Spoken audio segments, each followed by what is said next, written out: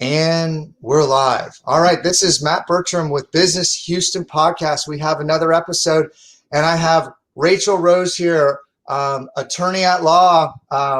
Rachel, it's good to have you with us. Thank you, Matt. It's a pleasure to be here and also to be part of the BBB community. Absolutely. Well, Rachel, I have you on the call. We are all audio today. I do have your website pulled up. Why don't I was reading through it. Really some interesting stuff going on right now in the I guess the SEC, the stock market, like what's going up on Washington. I don't know if we want to touch any of that today, but maybe tell us a little bit about yourself and your passion, why you got started in your practice to just get us started. It's my pleasure, Matt. So as you can tell by my degree set, I have both an MBA and a law degree. And I was fortunate to obtain my MBA from Vanderbilt and also work at Goldman Sachs. So it's ironic that you brought up the macro landscape that we're dealing with in terms of the volatility in the markets and the types of trades that are going on right now, which the White House and the SEC have both honed in on. But what led me to go to law school was, in fact, giving people a voice who did not have one. And one of my areas of interest, both professionally and academically, has always been the healthcare industry. And because of my own personal experiences and professional experiences, I really focused both in my MBA as well as in my law degree on healthcare law and securities as well. So my practice, as you can see, primarily focuses on compliance, transactional, and litigation aspects of healthcare, cybersecurity, securities law, and the False Claims Act and Dodd-Frank. I've also taught bioethics here in Houston at Baylor College of Medicine for the past 8 years. And professionally, that's one of the most rewarding things that I get to do. Gosh, Rachel, I'm so interested in this conversation, and I want to make sure that we follow the format and make sure that we really highlight your business, because I think you have just a really interesting skill set. Could you talk a little bit about the type of clients that you work with, maybe here locally or nationally, and kind of what your practice looks like, so people can understand, with all this experience you have, who you can help most? That's a great question, Matt. And other lawyers have said that I have a very unique skill set. First, as you may be aware, approximately 25% of business school classes are historically female. And so to have a woman with both a law degree and an MBA is even a smaller segment of the professional population. And so my clients range from locally, I've helped physicians, I've helped tech companies, I've helped whistleblowers. Nationally and internationally, I've also helped a variety of corporations in different phases, ranging from initial phase to startup to growth phase, and then into their final plateau, so to speak, where they reach maturity before they really have their exit event or carry on in the sector that they're in. But I've been very fortunate to integrate my healthcare knowledge as well as my securities knowledge, and having worked for the government, both in Congress and at the Department of Health and Human Services.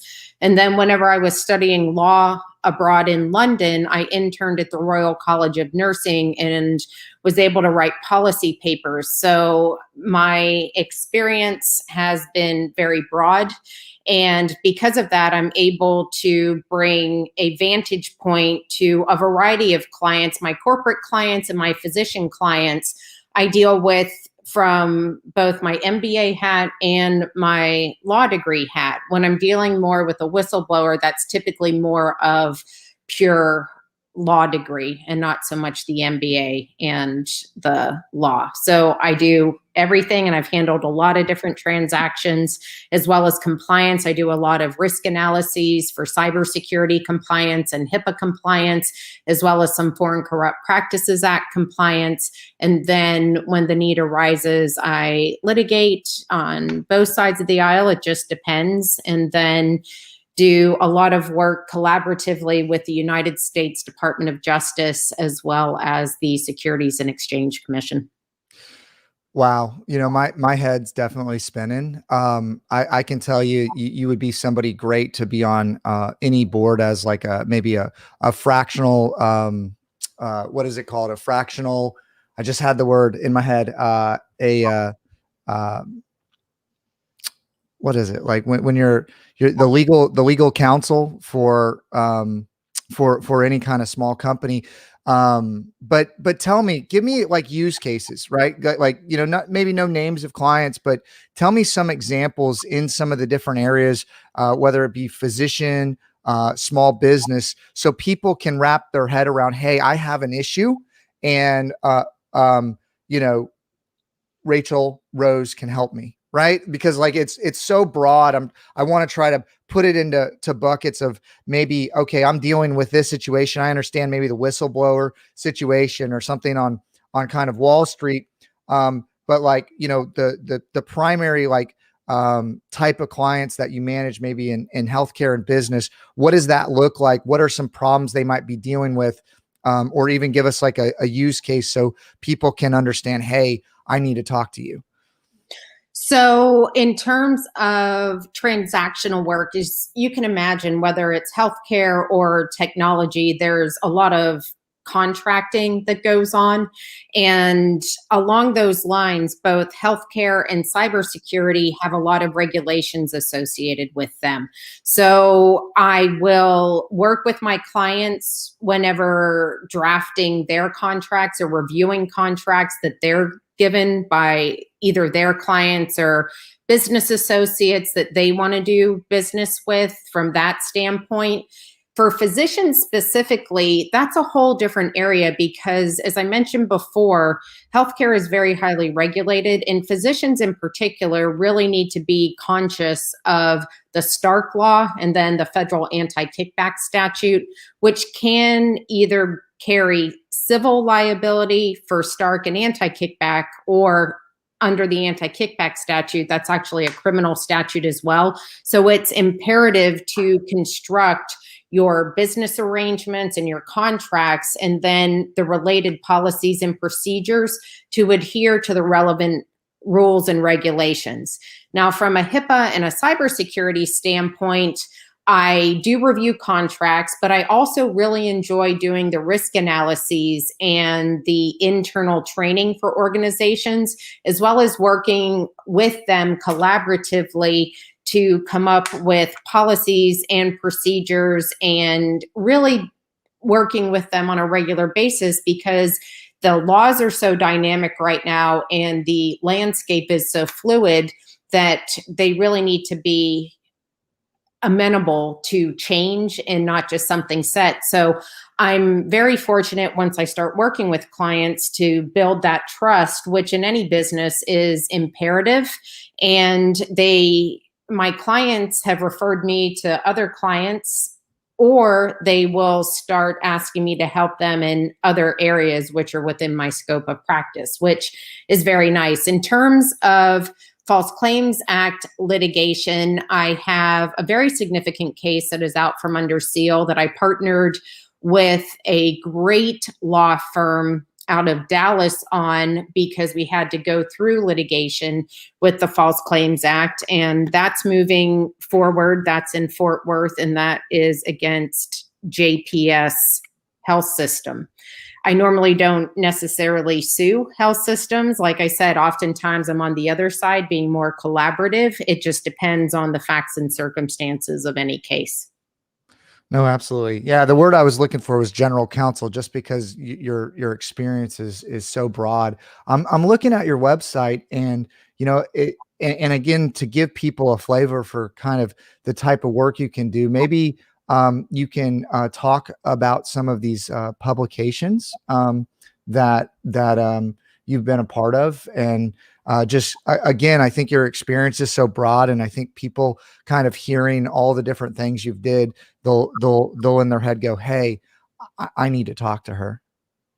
So over the past, let's see, since about 2007, when I was in law school, I've always been focused on legal writing, and I've been very fortunate to be published in different law review journals. I oftentimes collaborate with my friend and colleague at Baylor College of Medicine, who I've co-instructed with, Dr. Joseph Cass. As you can see here, ethical challenges for the medical expert witnesses.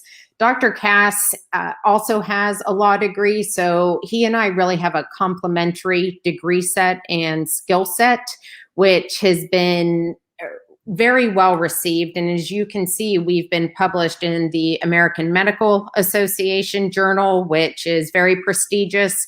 I've also been fortunate to be published in the Federal Bar Association's Federal Lawyer on a variety of different topics, ranging from cybersecurity, as you can see here, as well as Dodd-Frank, and different areas along those lines as well. Sorry about that. No, absolutely. I think that it's just so impressive. One of the things with the Better Business Bureau and being an accredited member that we look for is something called EAT, expertise, authoritativeness, and trust. And that's actually something that Google looks for, but the Better Business Bureau kind of embodies a lot of that. And, maybe kind of you could talk about that a little bit in your own words, but really, I mean, your website presents that as well as, you're an authority in the space. You've published many publications, and you have a really diverse background. But maybe if you could talk a little bit about maybe what the Better Business Bureau means to you and being an accredited member.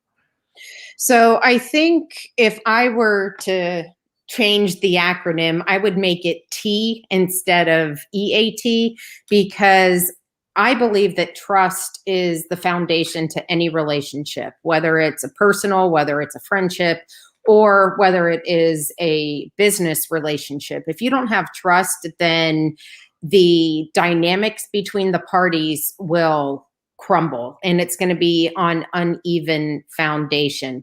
What I have found through the Better Business Bureau is that you do a lot of due diligence into the people that you give your seal to. So almost like Consumer Report in that ranking, people who view my site or go to the BBB site know that the individuals and the businesses that are being listed have met a certain criteria. And I think, especially in today's world, that's exceptionally important. And that's one way right off the bat that I can instill trust with my clients. You mentioned expertise and authoritativeness, and I've been quoted multiple times as an expert in a variety of different publications, ranging from Financial Times publications to the Washington Times to Med Economics. It just depends. But basically, that same expertise that I bring, I've seen through the BBB in terms of member enrichment and in turn community enrichment. And one that really stood out to me was that in light of the cybersecurity landscape, the BBB brought in a cybersecurity expert from the FBI's Houston office, and they have a great office in Houston. And I think just giving that lens and using your authoritativeness to bring in subject matter experts enriches all of us. No, thank you so much for sharing. I was looking at kind of the pre-interview questions. That's what I was kind of trying to look for earlier. And COVID is something that's affecting all businesses today. And can you talk about how that's impacting maybe your business and maybe some of your clients? Absolutely. So if you want to go to the top of my webpage, since you have it up, I have COVID resources identified there. And those are just some articles and some presentations that I have given throughout the past year on COVID. And how has that impacted my business? Well, first and foremost, unfortunately, with any adverse event, there's always opportunity.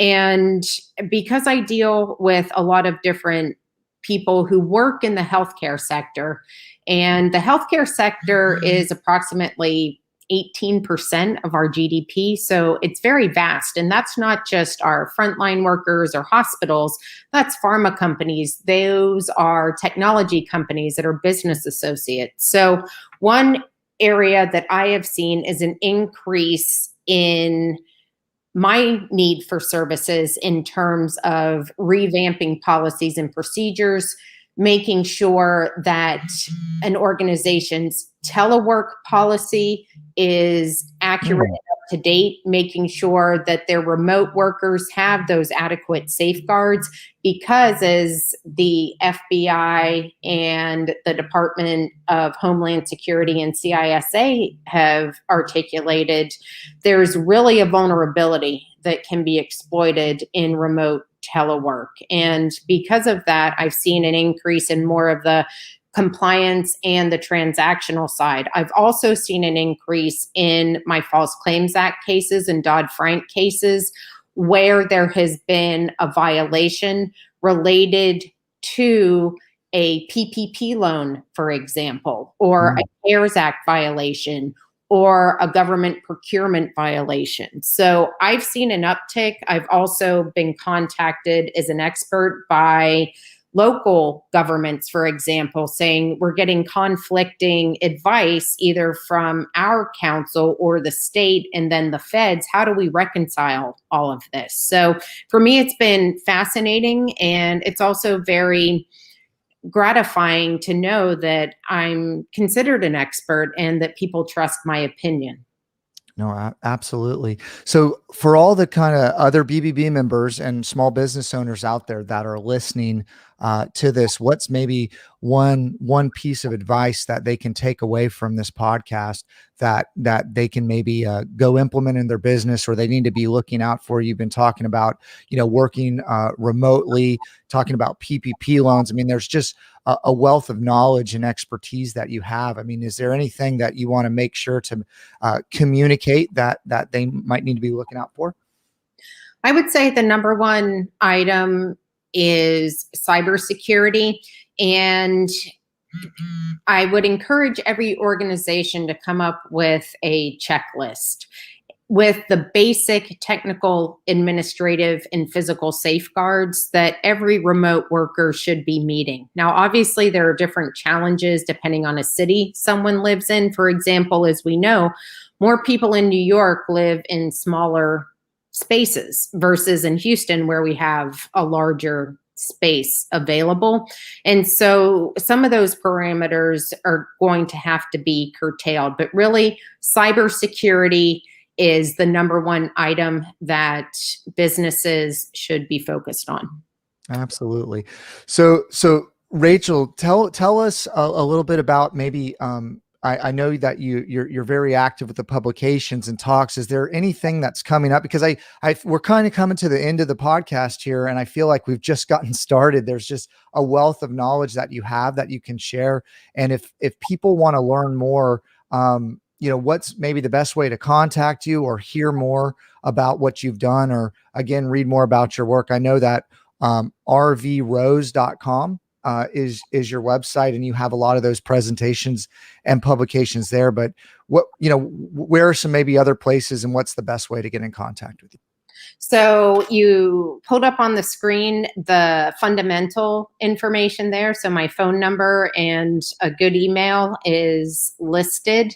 I also would articulate that I'm very fortunate to present to a large variety of different organizations. So in February alone, I am presenting for first healthcare compliance. And I know I have one presentation coming up on HIPAA in the time of COVID on February the 2nd. I'm also presenting for law practice CLE, my law CLE, the Federal Bar Association, and NAMIS. So those are 5 different organizations, and I would encourage anyone to Google that or keep abreast of my website on the homepage.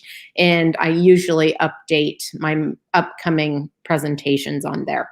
For all of you listening, it's rvrose.com, and the phone number is 713-907-7224. 742. Oh, sorry, 713-907-72442. That's 713-907-7442. Rachel, is there anything else that you would like to share before we go? It's great having you on, and this was a pleasure.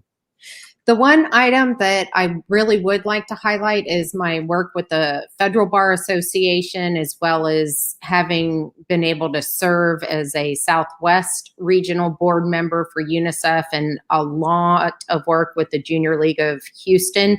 I think now civics is very important. And for those of you who are looking for ways to educate yourself on various civics initiatives, I'm very fortunate to do work with the Houston Bar Association and reach out to various schools in the area. But the Federal Bar Association really has a robust civics initiative that addresses a lot of the fundamentals of our Constitution and of our government. And I would encourage everyone to visit the Federal Bar Association's website for that information. Well, fantastic. Rachel Rose, thank you so much for being on Business Houston podcast. We'll see you next time. Thank you, Matt. Bye now.